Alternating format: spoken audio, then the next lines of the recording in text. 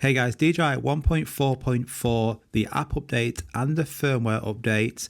I've spoken to DJI. I've asked them quite a few of your concerns and issues you've been having on both the update and the firmware update. And I've got a few tips and tricks for you to try today. Let's get into the video.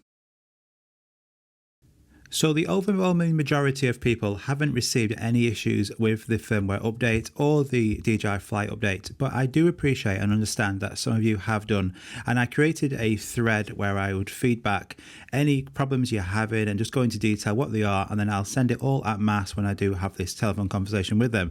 And I have done. So I've actually spoken to them and I've got a few different tips and tricks of how you can potentially fix this problem. And I'm going to be talking about them today. And there's about 7 or 8 points I need to cover. So throughout the video, I will be just showing this flight as well. And I'm going to be talking about this whilst also some of these tips and tricks. So stay with me throughout the video and hopefully we can get this resolved for you. For those who were having issues, majority was either lag, the signal either not being able to get very far or cutting out at really short periods, and a black screen as well. We've had similar issues like this in previous firmware and app updates.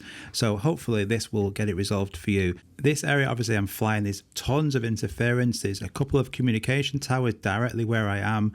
And the only lag I do experience is when I'm stopping and starting recording. But I've had that throughout the whole of the DJI FLY apps. Whenever you stop and start recording, you do see that pause there on the screen. So let's go through the first couple now of tips and tricks. Try these out. And I do honestly hope that it does help you and you can get actually flying again, because that's obviously what we all want to be doing, flying this DJI Mini 2 as much as we can. So the first point DJI said to check is go into your settings and make sure you're on the latest firmware, and you can check this by settings and then click firmware update in the top right hand corner, and then make sure you're on the appropriate one. Now once you are on that and it's up to date, your cache, if your phone doesn't have loads of memory and you've got tons of cache, I've got 7 gig there, make sure you're deleting that cache, and that cache should be deleted. Your video cache, also delete the firmware package, delete everything, do a full clear of that cache. Turn the app off and try again and see if that's happening. If your phone hasn't got much memory but your cache is 10-20 gigabytes, that's going to slow and cause so many problems within that app. The other option also they said is just do a full delete. So delete all the cache, delete the app, and then re-download it. On the iOS App Store, you can go into the App Store and just do a full reinstall of that app. If you're on Android, you need to go to the DJI Download Center, and I'll link in that in the description below, and do a full cache and app complete delete and then reinstall. Also, make sure that your actual handset or tablet device is compatible as well. Not everything is supported, so go through on the link I'm going to provide and make sure that your device is fully supported using this latest app update. In the past, I have also had some app update problems, and to rectify that for me personally, all I did was I turned my phone off and on, I deleted the app, I reinstalled it, and I didn't receive any more problems. These sometimes bugs get in your phone, you know, there's problems with the firmware, doing full restarts and deleting, and sometimes that's often the most simplest solution, but it often works as well. So I'm just going to fly this out now as well in a minute. I'm just going to go to about 500 meters, just show you the area that I'm in, about all the interference. And then another common problem which is coming up, and unfortunately with a lot of the DJI FLY updates, they seem to be defaulting settings, not necessarily the settings you want. And this is another one which came up on the call as well, about unfortunately on some devices, it's defaulting the wrong thing within transmissions. So let's go and talk about that. But as you can see, just going up to 500 meters in a heavily populated area like this, the signal, yes, it's dropping bars, but that's expected. That's nothing out of the norm there. So I would say my app is flying okay, and I just hope all you guys can also get the same performance as well. So let's look at this. So under frequency, you should have it on dual band. This is what's changing. On some devices, it's switching to 2.4 or 5.8, and it's staying on that. So you're going out flying and then you're going to be on the wrong frequency. You want to be on 2.4 if you're in, say, the middle of nowhere, like a countryside, completely open area, and 5.8 for in cities and heavily affected areas. So by keeping it on dual band, you're going to get the best frequency all the time. But this isn't your fault. Sometimes it is defaulting wrongly and it's switching to 2.4 or 5.8. They are onto that, and that's going to be sorted. And that's only for some devices. That's not everybody, but just double check that when you are flying. If I'm going to be flying in an area like this where there's absolutely tons of interference, I want to be flying pretty high, normally between 60 and 90 meters, just to actually, the higher I am, there's going to be the less interference around here. Another tip is maybe try the Fly app on a different phone. Could you borrow a friend's or family's phone, which is different to yours, different tablet or an iPad or something? Try it on that. Are you still getting problems as well? It might be absolutely fine on that, and then we can actually isolate that device itself is going to be probably the problem of it.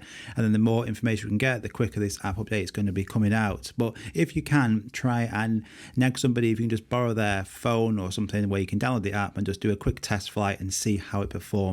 They are aware about the issue with the Samsung S21, and I have been told that an update is coming out which fixes the issues that owners of the S21 are having, but there doesn't seem to be any actual phone that's experiencing all this. It just seems to be really random. So the more information we can get, the better. But from everything that you've fed to me back, then I've pushed all this back to DJI, and that's how we're getting these, and then they can actually, their engineers can sort this out.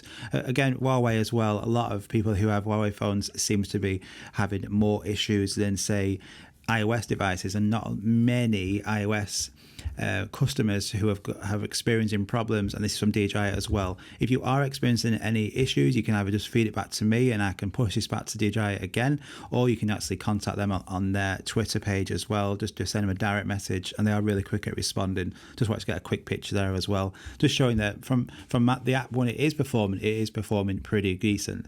But also, if you are using a phone, make sure you could use airplane mode as well. Try that. That's going to also help with, especially in areas where there's loads of interference, just by putting it onto airplane mode can help. I do use this a lot. So on the iPhone, it's airplane mode. On the Samsung, you've got the flight mode, and it's same on other devices as well. It's either going to be called airplane mode or flight mode. Just turn that on when you are flying and see if that helps. That could help with any lag you may be experiencing when you're flying. Screen recording, as I said before, does take up a lot of resources on that phone. So for me, I've not experienced a problem, but I'm using the latest handset. If you've got an older handset and you're screen recording the footage as well, that could potentially cause issues and any lag or stuttering within that image. So it is good as a large community like this, we can actually get problems that people are having and be able to have a contact with DJI, explain to them the issues, and then DJI, as we know, look, it's not going to be all perfect, but they are pretty good at getting app updates out, sometimes pushing 2 or 3 out in the first couple of weeks of a drone release. They are fast. Another question was relating to the DJI Assistant 2. If you ever asked me, can you use this? Now, DJI have said because this is not compatible with the DJI Mini 2, if you was to do anything to this Assistant app where it renders it so you could use it, like you're doing something it shouldn't do, then that will render any DJI Care or Refresh program invalid, and say you was then go and crash your drone, it wouldn't be valid at all. So I wouldn't advise doing that. I would do that at your own risk, but that would invalidate anything if you do try and roll back any firmware or any app updates by doing something which is not compatible, which unfortunately at the moment the DJI Mini 2 isn't.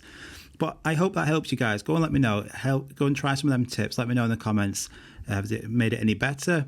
Is it the same? And I can push this back. And we should be getting an app update, they've said, really soon for those people who are experiencing issues. But the DJI Mini 2 is awesome. Don't let this put you off flying. Go and test this out. Hopefully we'll get some nice weather.